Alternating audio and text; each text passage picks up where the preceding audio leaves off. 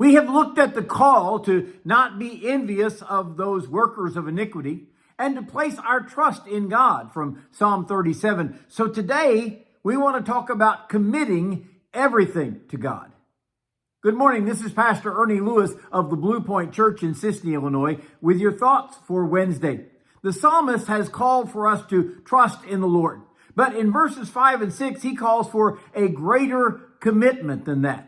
He says in verse 5, "Commit your way to the Lord, trust also in him, and he shall bring it to pass. He shall bring forth your righteousness as the light and your justice as the noonday." We realize that a commitment is binding. It's like signing an agreement with someone. A marriage should be a very serious commitment where we pledge to keep ourselves only for that one person for the rest of our life. So if we see the word commit as a binding to someone or something, we're making a solemn pledge to keep this commitment. That's what David is calling for in these verses. You know, we've gotten to the place in our society where we cannot or perhaps will not commit ourselves to anything for a long period of time. Workers will not show up for work on time or even show up at all sometimes for a reasonable time. They miss a lot.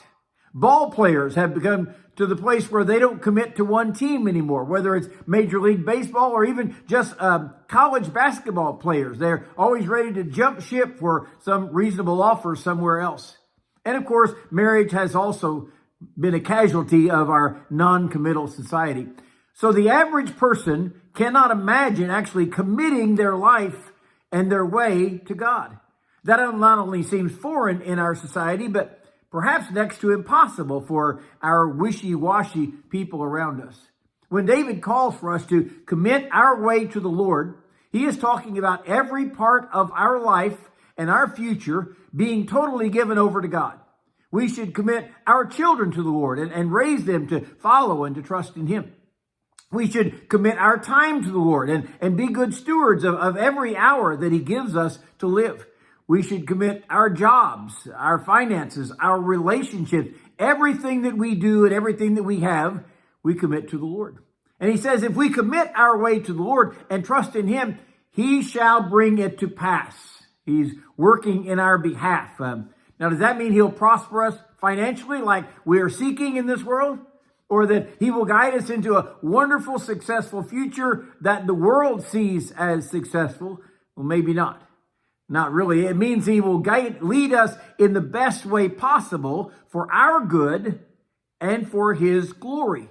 He promises that he will bring forth your righteousness as the light and your justice as the noonday. Or he will not allow you to be scorned and spoken evil of by others. He will make it very clear to those who are watching our lives that no one can besmirch our character. If they make up false claims against us, God will bring the truth to light. I mean, some people are afraid of justice that he talks about here. I mean, they may be guilty of some things. They don't want to pay the price for their indiscretions. But when our way is committed to the Lord and we have placed our trust in him, then he will not only guide our path, he has promised to protect our path and even protect our lives from slander or defamation that our enemies may try to bring upon us because they are jealous of the life that we live. You know, the most important thing is God knows the truth, and he will guide us into that with his divine wisdom and, of course, his sovereignty.